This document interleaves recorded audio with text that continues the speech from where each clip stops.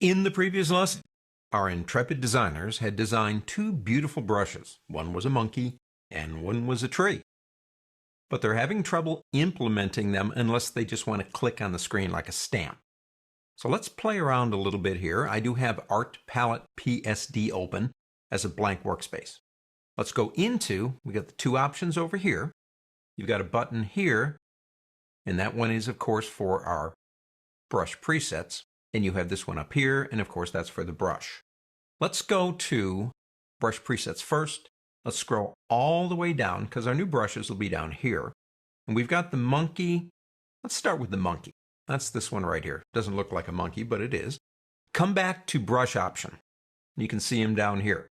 This is the stuff up here that will help to bring this brush to life.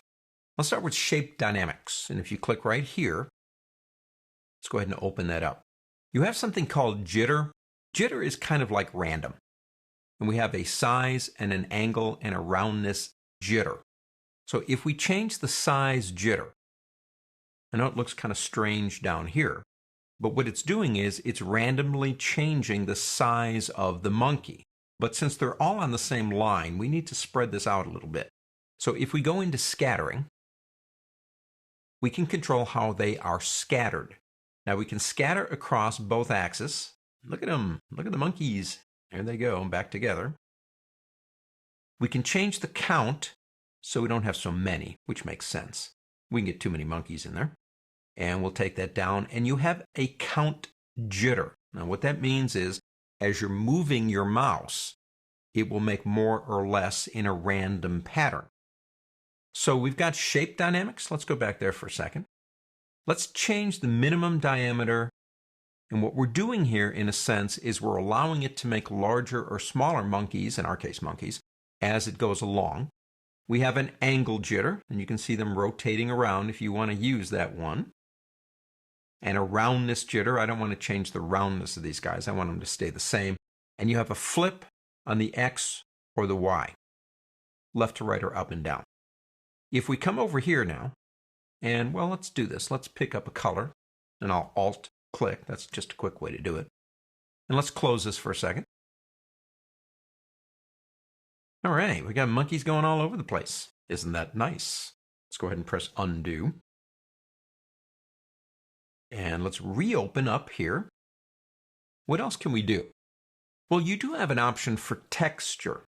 Now, in a texture, if you select that one, you can add a texture to the color. And you've got some pretty interesting textures up here if you want to use them. You've got another option for dual brush. Now, this one's interesting. It's not quite what you think it is.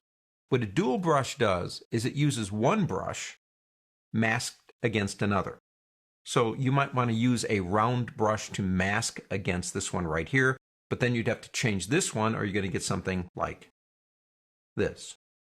Now that may not make too much sense, but with the right type of brush, you can create some very unique ways to use it. Let's go ahead and undo that one for dual brush. This is the one where you can start having some fun here when you get into color dynamics. Now right now, we are using the color blue. What I'm going to do, let's go into, say, for example, our Essentials workspace. Okay, in Essentials, let me go ahead and choose another color. Now what I'm doing is I'm going to hold down the Control key and click, and that will change the background color. So now I have a blue and I have a light yellow. So let's get back into our stuff up here. Color dynamics, foreground to background jitter. Now that means I can now use both colors as I paint. So if I come in here and say, give me a bunch of that, give me a lot of background to foreground, we got 52% going on right here. And we can begin doing this, and you can see it's beginning to change them slightly. Now we have to have more fun with this. Come down to hue. Now that's the hue between the two colors, not just the yellow and the blue. So if we pull that up, we go ahead and pull our saturation. That changes the saturation from grays into fully saturated. Brightness, and then the purity of the colors. So I'm just playing around here. And then let me close this so we can see this. And come over here again And you're getting all kinds of monkeys in all kinds of colors, in all kinds of rotations, in all kinds of sizes. I'm not recommending, actually, that you take a monkey brush and start spilling it all over the screen. Let's do this. Control-A-Delete, my favorite key, besides undo. And we could come back over here again. And you do have, like I said, there are a lot of really cool brushes in here. If we go to presets and go down to, say, and these are some of the ones that are already there, you got things like this maple leaf. Now, if we go back into brush, everything is basically the way we left it. But if we pick up our color dynamics here and play a little bit around with some of these options, foreground to background, jump between the two colors, hue, saturation, brightness, and purity, all kinds of maple leaves all over the place in different colors. Now this, to me, makes a little bit more sense because if you keep doing this and cover that layer, you might have an interesting background here, actually. Now the other ones we have, one's called Transfer right here. And what Transfer does, basically, it adjusts the dynamics of that particular brush for the buildup of the paint or effect that you're using. This one down here for Pose, think about like posing.